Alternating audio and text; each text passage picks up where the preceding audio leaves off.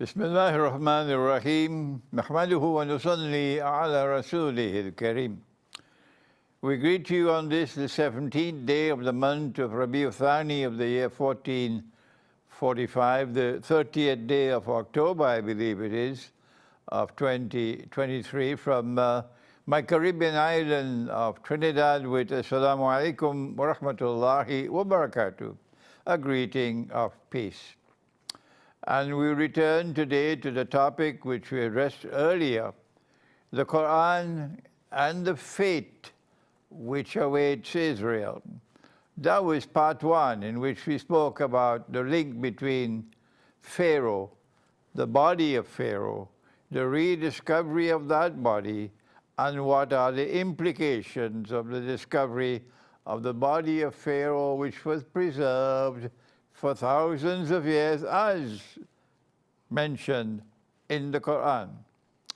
And then we went to the subject of Gog and Magog and how they are taking the Jews on a ride, and it's the last ride on which they'll ever go.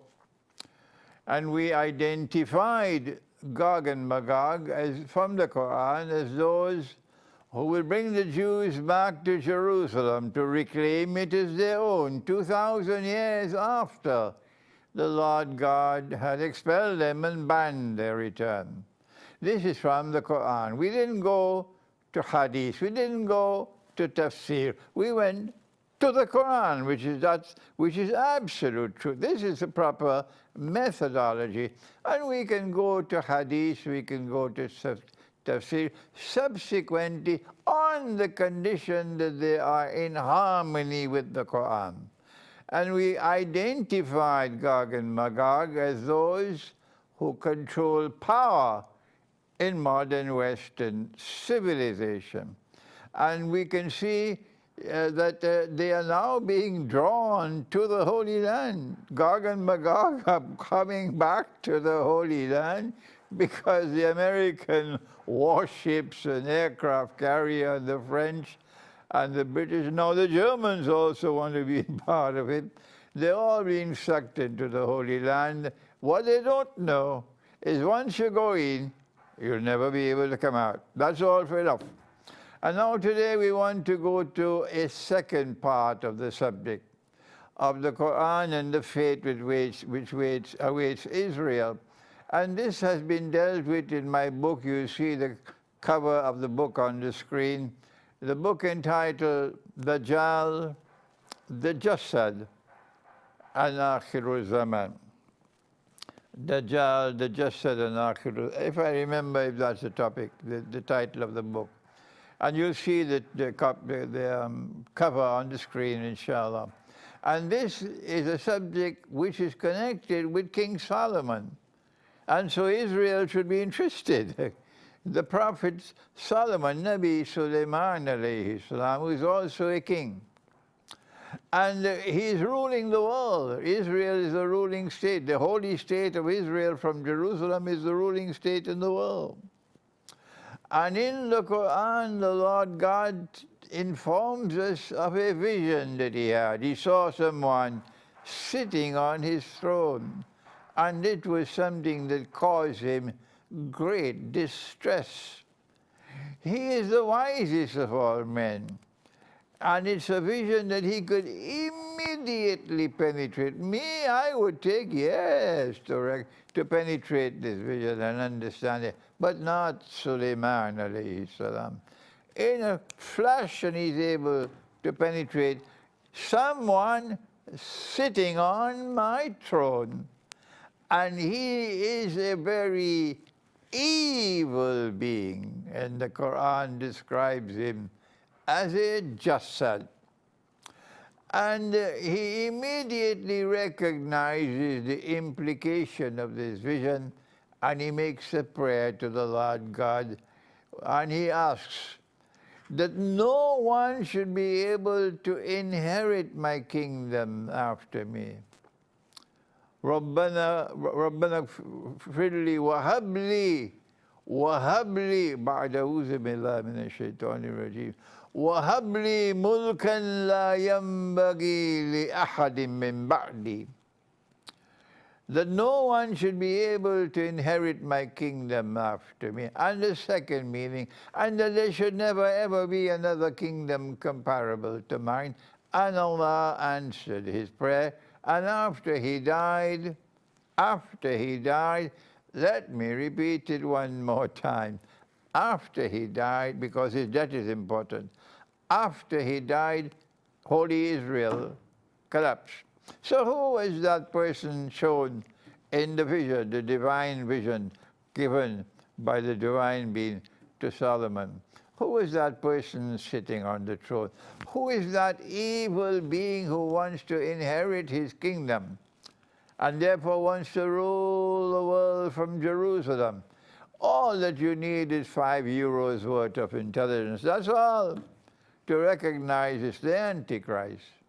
He wants to impersonate the Messiah. He wants to rule the world from Jerusalem so that he can declare, I am the Messiah. And he is a very evil being. That is the vision. That is the vision which was shown to Solomon by the Lord God. And when Allah answered that prayer, then when he died, when Solomon died, the kingdom disappeared, never to be recovered. This Israel is a bogus holy state. It's not a holy state at all. Truth has zero tolerance for oppression.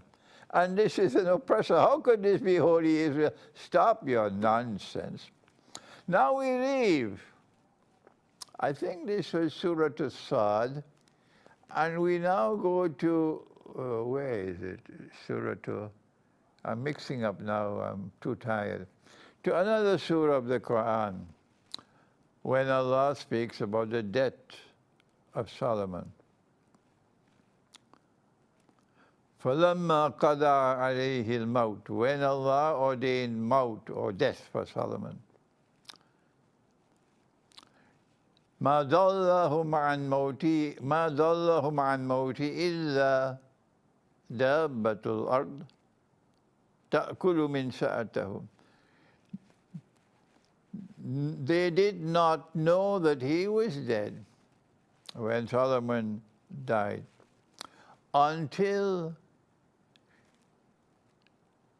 Dabbatul Ard, or the creature of the earth, or the beast of the earth, which is in Christian and Jewish eschatology, ta'kulu, consume the minsa of his stuff, minsa'atahu. And when the minsa of his stuff collapsed, only then were they able to recognize that Solomon was dead. And as a result, so long as the Jasad sitting on the throne and holding the staff, and the minsa of the staff is intact, the Jasad is able to deceive them. Who are they? The Quran speaks several times that Allah responded to the dua or the prayer of Solomon, that there should never be a kingdom like mine, that he ordered the jinn, the shayateen of the jinn, the satanic jinn, not the believers, to work for him. And other jinn who were mukarranina fil asfar, who were in chains, they had to work for Solomon, to do whatever he had to do, things for the temple to be molded, to be melted, to be forged. And they had to do this work. And so when Solomon died, Sulaiman alayhi salam, the Jasad sitting on the throne, holding on to the staff, is capable of using the minsa of the staff to deceive the jinn, so that they believe that Solomon is still alive, because they can see him walking and talking and eating and standing and presiding over his court, and they are convinced that he is alive. So then The minsa of the staff was something which was capable of intervening in time, in the movement of time, and causing time to move forward and backward. Today it's commonplace. You can go on your television set and you can see General Charles de Gaulle. There he is on the screen. He's talking and he's walking. Yes, you can see all these things. People who have died and still they are on the televisions. But at that time, no one thought it was possible. So the minsa of the staff is a capacity of the staff, if you're holding the staff, to intervene in time. And Dabbatul Ard are creatures created by Allah, who have a capacity created by Allah, which can destroy that capacity of the staff. The minsa'a, this is with sin. The staff is with sword, sa'a, but this is minsa'a with a seam. So the Dabbatul Ard can destroy, can consume the minsa of the staff. What is that Dabbatul Ard? If you go to the books, the classical books of tafsir, you hear about termites, and they're eating the bottom of the staff. And when they eat sufficient of the bottom of the staff, it loses its balance, the staff collapses, and then the body collapses. That's nonsense. That is nonsense. Now we're talking about a proper and correct interpretation or explanation of the Quran, not nonsense. And so now, this is the explanation of Dabbatul Ard. Before we end, when the minsa of the staff is gone, then Dajjal, who is the Jasad, will no longer be able to use the jinn to do his evil work. And that's goodbye to Israel. That's goodbye to Israel. So now we need to answer the question, who or what is Dabbatul Ard? Something capable of destroying the spiritual heart of the staff. And I have offered an interpretation, I can be right, I can be wrong, that it is the electromagnetic waves coming from wireless internet and so on.